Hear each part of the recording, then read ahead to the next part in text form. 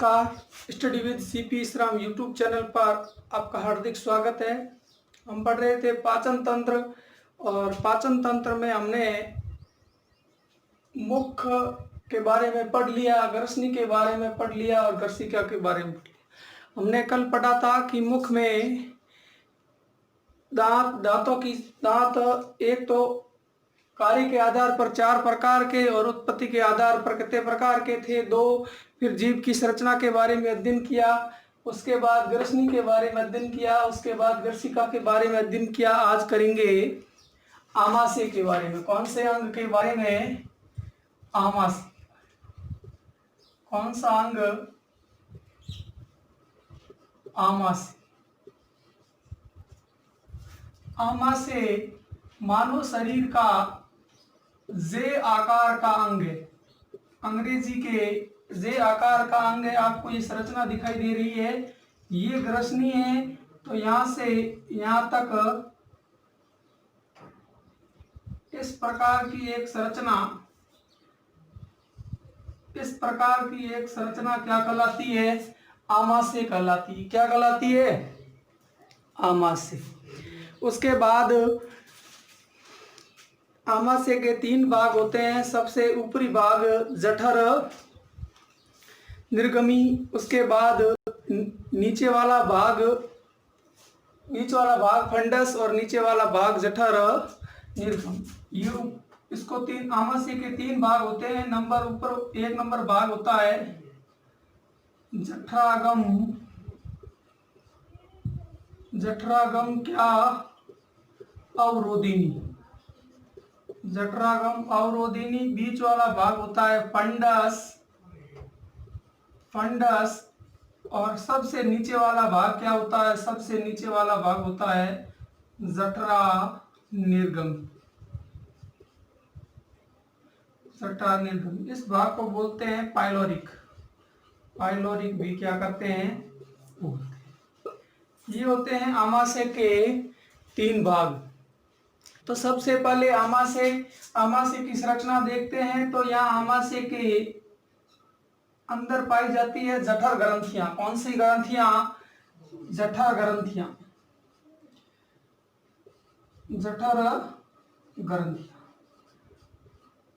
तो जठर ग्रंथियों के बारे में अध्ययन करते हैं। तो जठर ग्रंथियां किसका स्त्राव करता है? एक विशेष प्रकार का रस जिसको बोलते हैं जठर रस का स्त्राव करता है। जठर रस कई प्रकार के रसायनों का मिश्रण है।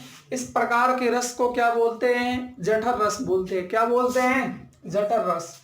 और उसके बाद इस जठर रस का पीएच होता है 1.8 से 1.4, 2 से 1.8।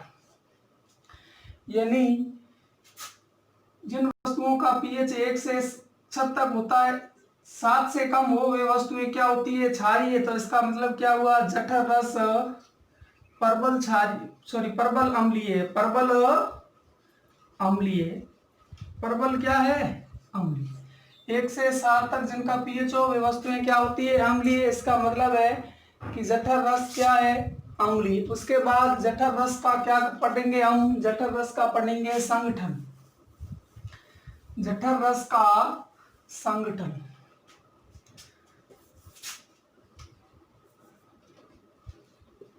जठर रस का क्या? संगठन। जठर रस का संगठन। जठर रस में सबसे पहले एक अम्ल होता है। कौन सा अम्ल? हाइड्रोक्लोरिक अम्ल। कौन सा अम्ल? हाइड्रोक्लोरिक अम्ल। दूसरे नंबर पर इसमें होती है सलेस्मा। क्या होती है? सलेस्मा। नंबर 3 इसमें होता है एक एंजाइम। कौन सा एंजाइम? पेप्सिनोजन। कौन सा? Pepsinogen enzyme. उसके बाद तीसरे नंबर पर एक एंजाइम होता है जिसको बोलते हैं गैस्ट्रिक लाइपेज एंजाइम। कौन सा एंजाइम? Gastric lipase enzyme. ये होता है गैस्ट्रिक लाइपेज। और 4 और 5 नंबर पे एक एंजाइम जिसको बोलते हैं रेनिन एंजाइम। कौन सा एंजाइम? Rennin enzyme. हम बात कर रहे थे जठर रस के संगठन की। तो जठर रस में एक होता है HCl, दूसरी होती है सलेस्मा, तीसरी होता है पेप्सिनोजल, उसके बाद गैस्ट्रिक लाइपेज एंजाइम और रेनिन एंजाइम। ये तीनों क्या है? एंजाइम। तीनों क्या है? एंजाइम। बात करें एंजाइम की, एंजाइम वे रसायन जो क्या करते हैं, किसी अभिक्रिया के वेग को क्या करते हैं, रासायनिक जैव अभिक्रिया के वेग को बदल देते हैं, उसे एंजाइम कहते हैं। उसके बाद इनका क्या करेंगे, डिटेल से अध्ययन करेंगे। सबसे पहले पढ़ते हैं HCl। कौन सा? HCl, जिसको बोलते हैं हाइड्रोक्लोरिक अम्ल। तो याद रखना, हाइड्रोक्लोरिक अम्ल आमाशय की कोशिकाएं हैं। कौन सी कोशिकाएं? ऑक्जेंटिक कोशिकाएं। कौन सी कोशिकाएं? ऑक्जेंटिक कोशिकाएं। HCl आमाशय की ऑक्जेंटिक कोशिकाएं या ऑक्जेंटिक सेल से क्या होता है? स्त्रावित होता है। उसके बाद HCl है तो नाम से स्पष्ट है, HCl यानी हाइड्रोक्लोरिक अम्ल है, तो इसका मतलब है अम्लीय। ये क्या होता है? अम्लीय प्रकृति का होता है। अगली बात, ये हमारे शरीर में पाचन में कैसे सहायक है? आमाशय में इसके क्या कार्य हैं? तो HCl के कार्य सबसे पहले देखेंगे हम। HCl के कार्य, तो HCl क्या करता है कि HCl बाहर से आने, जैसे हम भोजन ग्रहण करते हैं तो भोजन के साथ जो हानिकारक सूक्ष्म जीव प्रवेश करते हैं या सूक्ष्म जीव प्रवेश करते हैं, तो HCl जैसे ही ये सूक्ष्म जीव आमाशय में प्रवेश करते हैं तो आमाशय में क्या करता है? अम्लीय माध्यम तैयार कर इन सूक्ष्म जीवों को क्या करता है? नष्ट करने का कार्य करता है। तो सबसे पहले इसका कार्य नंबर 1, सूक्ष्म जीवों को नष्ट करने का कार्य। सूक्ष्म जीवों को क्या करने का कार्य? नष्ट करने का कार्य। दूसरा, ये किस प्रकृति का है? अम्लीय प्रकृति का है। तो आमाशय की प्रकृति किस प्रकार की बनाता है? यह आमाशय की प्रकृति किस प्रकार की? ये आमाशय की अम्लीय प्रकृति बनाता है। दो कार्य, नंबर 1 सूक्ष्म जीव को नष्ट करने का कार्य करता है, आमाशय की प्रकृति अम्लीय बनाने का कार्य करता है। ये बात आई थी HCl की। उसके बाद अगला कौन सा? सलेस्मा। सलेस्मा क्या होती है? तो सलेस्मा एक पीले गाढ़े रंग का क्या होता है? सलेस्मा से पहले एक बात बताना भूल गया। एक सामान्य आम समस्या है, उस समस्या को बोलते हैं एसिडिटी। क्या बोलते हैं? एसिडिटी यानी अम्लता बोलते हैं उसको। क्या बोलते हैं? अम्लता। बात कर लेते हैं अम्लता क्या होती है। कि अम्लता जब, जैसे ये आमाशय था तो यहाँ आमाशय की सबसे पहले होती है सलेस्मा। क्या होती है यहाँ? सलेस्मा। सलेस्मा के बाद यहाँ होता है हमेशा HCl रहता है सामान्यतः। तो इसका मतलब क्या है? सलेस्मा HCl को इन भित्तियों पर प्रवेश करने से रोकती है। HCl एक प्रबल अम्ल है। इसका मतलब है अगर ये आमाशय की भित्तियों से क्या कर जाएगा? सीधा स्पर्श कर जाएगा तो इन आमाशय की भित्तियों को जला सकता है। लेकिन कभी कभार क्या है कि हम अधिक मसालेदार या अनियमित असमय पर भोजन करते हैं, तब क्या हो जाता है? HCl की अधिक मात्रा हो जाती है और ये HCl की अधिक मात्रा सलेस्मा को पार करके कहाँ प्रवेश कर जाती है? आमाशय की भित्तियों को स्पर्श कर जाती है। और इस प्रकार की स्थिति को क्या बोलते हैं? अम्लता बोलते हैं। और सामान्य से बोलते हैं एसिडिटी। अंग्रेजी में इसका नाम एसिडिटी बोलते हैं ना, गैस, वही सेम का सेम एसिडिटी है। एसिडिटी की समस्या किस कारण होती है? तो एसिडिटी की समस्या आप कहोगे कि अगर HCl अम्ल की मात्रा अधिक हो जाए और HCl अम्ल सीधा क्या कर जाए? HCl अम्ल सीधा आमाशय भित्तियों से क्या हो जाए, स्पर्श हो जाए, तो इस प्रकार की स्थिति को क्या कहते हैं, इस प्रकार की स्थिति को कहते हैं अम्लता। अब है अम्लता को दूर करने के क्या उपाय है, तो याद रखना अम्ल को संतुलित कौन करता है, तो अम्ल को संतुलित करेगा क्षार। अम्ल को संतुलित कौन करेगा, क्षार। तो प्रबल अम्ल है तो फटाक से संतुलित करने का कार्य प्रबल अम्ल करेगा, लेकिन एसिडिटी को खत्म करने के लिए हम प्रबल अम्ल का उपयोग नहीं करते। क्यों? क्योंकि प्रबल अम्ल भी जैसे ही आमाशय में प्रवेश करेगा तो अपनी प्रबलता के कारण आमाशय की दीवारों को क्षति पहुंचा सकता है। तो इसलिए इसलिए दुर्बल अम्ल का हम क्या करते हैं, इसलिए हम दुर्बल अम्ल का क्या करते हैं, उपयोग करते हैं। कौन सा दुर्बल अम्ल? दुर्बल अम्ल MgOH का होल ट्वाइस मैग्नीशियम हाइड्रोक्साइड, जिसको बोलते हैं मिल्क ऑफ मैग्नीशिया। क्या बोलते हैं? Milk of magnesia. Milk of magnesia अभिक्रिया इस प्रकार होती है जैसे HCl है और हमने क्या लिया, सोडे के रूप में magnesium hydroxide, HCl plus magnesium hydroxide, तब क्या होगा, मैग्नीशियम क्लोराइड एक प्रकार का क्या बन जाएगा, लवण बनेगा। Magnesium plus H2O। तो इसका मतलब क्या हुई, अम्लता क्या हो गई, खत्म हो गई। अम्लता क्या हो गई, खत्म हो गई। अब कारण आता है कि बात आती है कि इस अम्लता का कारण क्या है, अम्लता का क्या कारण है। तो सबसे पहले अभी बताया मैंने, असमय भोजन। असमय भोजन, शरीर की जितनी भी क्रियाएं हैं इनका नियंत्रण कहाँ रहता है, मस्तिष्क में। अगर हम डेली 10 बजे भोजन करते हैं, सुबह नाश्ता करते हैं, तो हमारी मस्तिष्क को यह आदत बन जाती है कि वो आमाशय को कितने बजे, 10 बजे तक ही क्या करेगा, सूचना देगा कि आप क्या कर लिया जाए, भोजन का पाचन कर लिया जाए।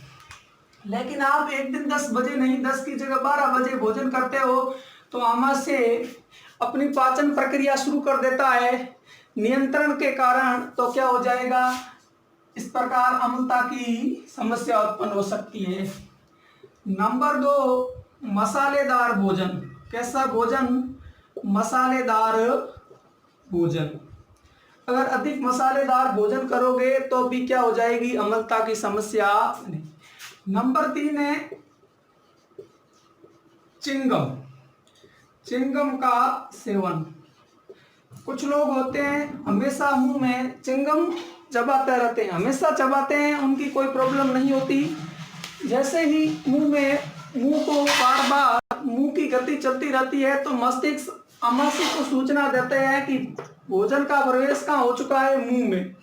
आप पाचन के लिए क्या रहो, तैयार रहो। तो आमाशय अपनी जितने भी एंजाइम है उनको स्रावित कर देता है, जितनी भी ग्रंथियां हैं उनको सक्रिय कर देता है। लेकिन वास्तव में क्या होता है, वास्तव में ये होता है कि वो भोजन है ही नहीं। कौन है, चिंगम है, जो व्यक्ति बार बार मुंह हिला रहा है। तो इसका मतलब क्या हुआ कि अपनी पाचन क्रिया प्रारंभ कर देगा, जिसके कारण अम्लता की समस्या उत्पन्न होगी। लेकिन जो हमेशा ऐसा करता है, हमेशा चिंगम को मुंह में चबाता रहता है, उसकी ऐसी समस्या नहीं होती। क्यों? क्योंकि उस समय मस्तिष्क भी उनकी क्रिया पर क्या हो जाता है, आदी हो जाता है। ये थी अम्लता, अम्लता के कारण, अम्लता को कम करने के उपाय। उसके बाद HCl के बाद हम पढ़ेंगे श्लेष्मा। क्या पढ़ेंगे, श्लेष्मा एक पीला गाढ़ा क्या होता है, पीला गाढ़ा द्रव होता है, पीले रंग का गाढ़ा द्रव होता है। कौन, श्लेष्मा। तो श्लेष्मा के क्या कार्य हैं, तो सबसे पहले आप देखोगे श्लेष्मा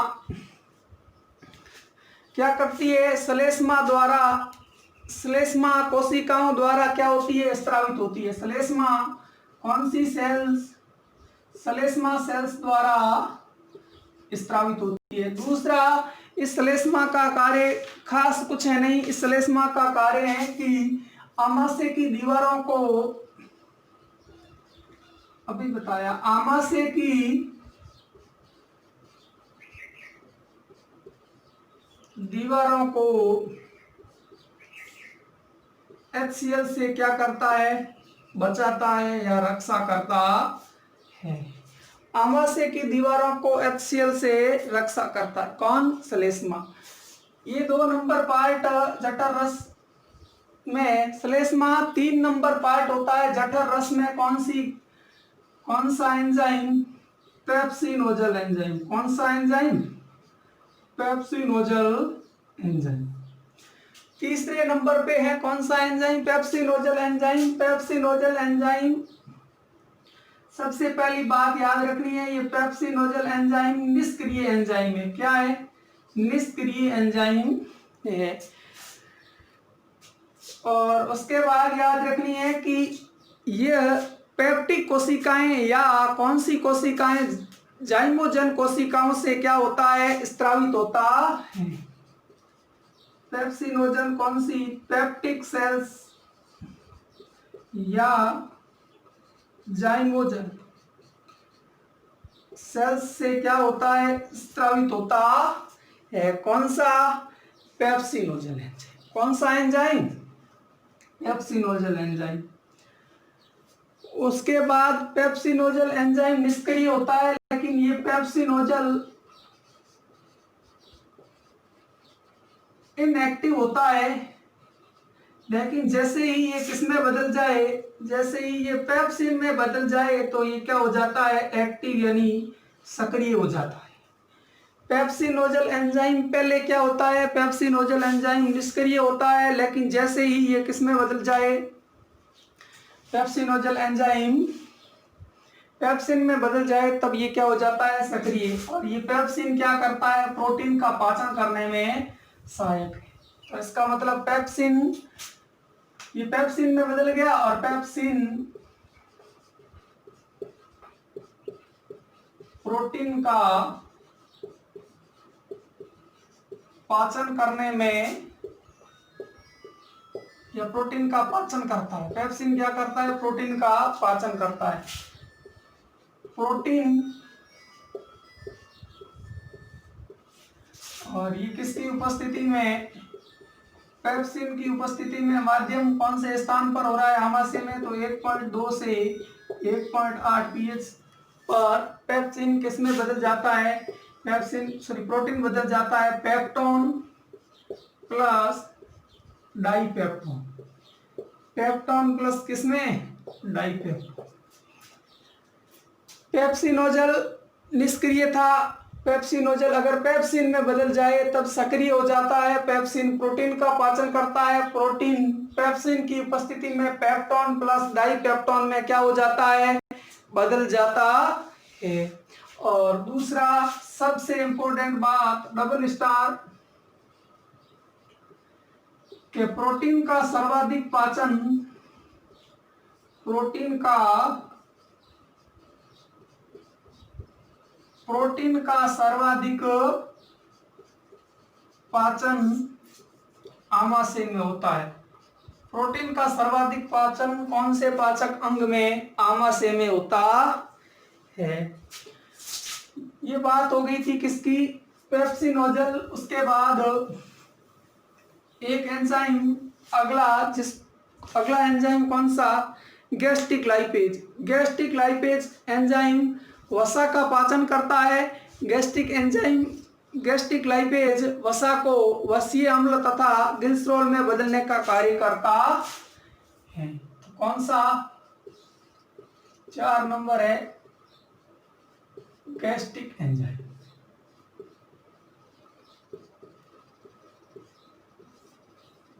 गैस्ट्रिक एंजाइम क्या करता है, वसा का पाचन। वसा का क्या करता है, पाचन।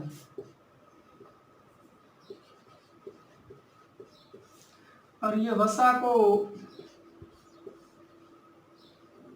लाइपेज, कौन सा लाइपेज? Gastric lipase.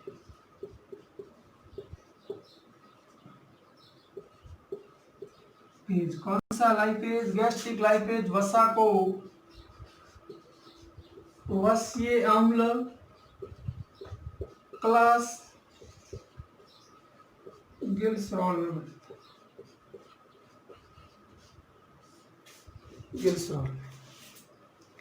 गिल्सरॉल में बदलता है।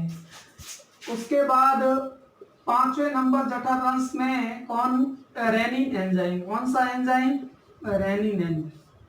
रेनिन एंजाइम क्या करता है? रेनिन एंजाइम बड़ों में इसका उपयोग नहीं है, छोटे बच्चों में क्या करता है? दूध का पाचन करता है। दूध के पाचन में क्या है?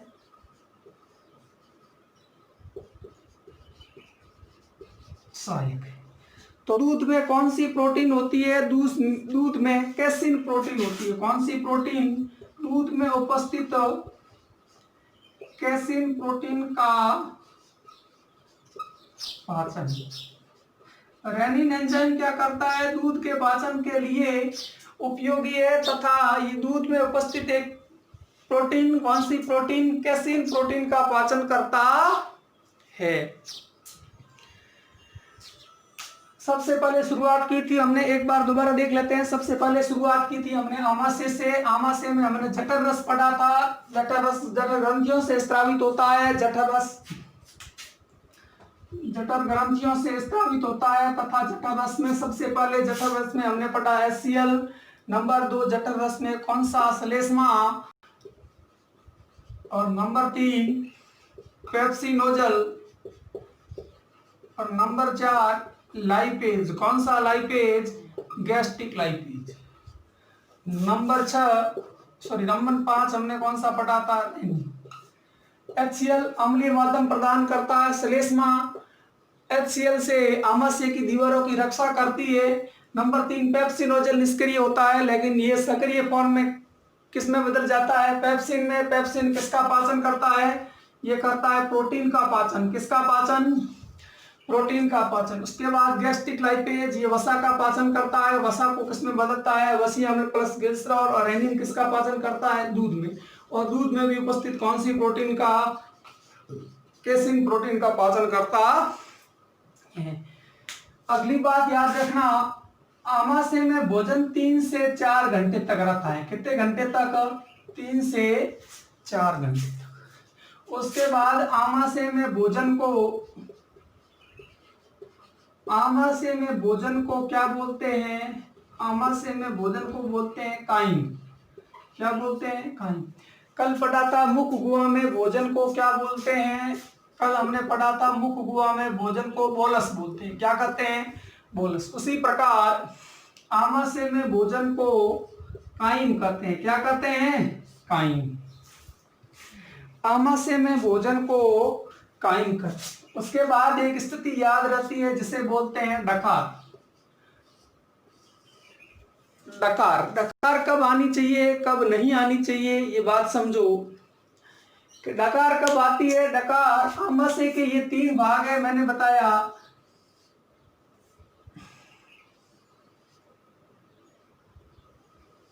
सबसे ऊपर कौन सा भाग?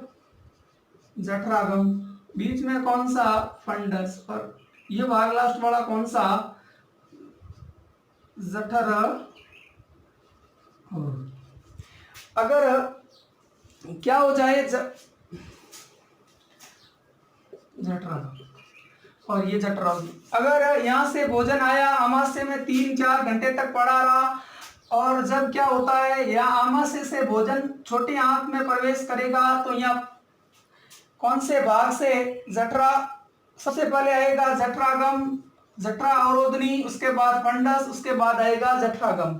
तो जैसे ही जठरागम में यहाँ भोजन आने के बाद, भोजन जैसे ही छोटी आंत में प्रवेश करेगा, और प्रवेश करने के बाद ये जठरागम का पल्ला जैसे ही वापस बंद होगा, तो उस समय जो आवाज आएगी, उस आवाज को क्या कहते हैं? डकार। दोबारा समझो यहाँ से भोजन आमाशय में सबसे ऊपरी भाग जठरा अवरोधनी में गया, फंडस में गया, फंडस के बाद भोजन जठरागम में गया, जठरागम में रहा भोजन आमाशय में, आमाशय के बाद जैसे ही छोटी आंत में भोजन प्रवेश करता है, प्रवेश करने के बाद जठरागम आमाशय के सबसे निचले भाग की वापस बंद होता है, तो उस समय कौन सी आवाज आती है? डकार आवाज आती है।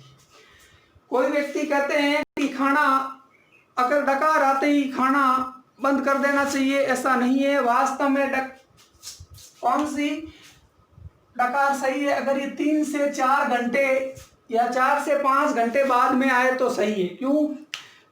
जैसे हम भोजन मुंह से ग्रहण करते हैं तो यहाँ से होता हुआ भोजन आमाशय में जाता है, 3-4 घंटे आमाशय में रहेगा, आमाशय के बाद छोटी आंत में प्रवेश करेगा, उस समय ये आवाज उत्पन्न होगी, कौन सी?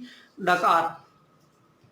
तो खाना खाते वक्त क्यों आती है डकार? क्योंकि या तो आपने अधिक खाना खा लिया है और ये इसकी स्टोरेज क्षमता आमाशय में अधिक हो गई है, तो इसलिए थोड़ा भोजन छोटी आंत में प्रवेश कर गया और उसके बाद वापस जठरागम जैसे ही बंद होती है तो खाना खाते समय बीच में क्या आती है? डकार आती है। तो जो बीच में या जस्ट अंत में जो डकार आती है वो सही नहीं है। ये बात आई डकार की। उसके बाद एक स्थिति होती है उल्टी, जिसको बोलते हैं वोमिट। उल्टी होने का क्या कारण है? उल्टी नाम से स्पष्ट है, क्रिया क्या हो रही है? एकदम उल्टी हो रही है। भोजन मुख से कहाँ आया था? आमाशय में। अगर किसी कारणवश क्या होगा, भोजन वापस आमाशय से कहाँ चला जाए? आमाशय से मुख में चला जाए तो वो स्थिति क्या कहलाती है? उल्टी कहलाती है। जब भोजन आमाशय से मुख में चला जाए तो वो स्थिति क्या कहलाती है? उल्टी। और उल्टी होने से पहले व्यक्ति को क्या होती है? बेचैनी होती है। और सबसे इंपॉर्टेंट बात, उल्टी का नियंत्रण हमारे मस्तिष्क का एक भाग जिसको बोलते हैं मेडुला ओब्लांगेटा। तो मस्तिष्क उल्टी का नियंत्रण मेडुला ओब्लांगेटा के वमन केंद्र से होता है। कौन से केंद्र से? वमन केंद्र से। तो डकार क्या होती है? डकार जब भोजन आमाशय से छोटी आंत में प्रवेश करता है तब किसकी भित्ति? जब जठरागम की भित्ति वापस बंद हो तो उस प्रकार की ध्वनि को क्या कहते हैं? डकार कहते हैं। उल्टी क्या है? जब भोजन आमाशय से वापस मुख गुहा में जाए तो उसे उल्टी कहते हैं। उल्टी से पहले क्या होगी? बेचैनी होगी। उल्टी का नियंत्रण केंद्र मेडुला ओब्लांगेटा के वमन केंद्र से होता है। उसके बाद एक आती है जानवर जुगाली करते समय एक गैस निकालते हैं, उस गैस को बोलते हैं मीथेन गैस। कौन सी गैस? Methane gas.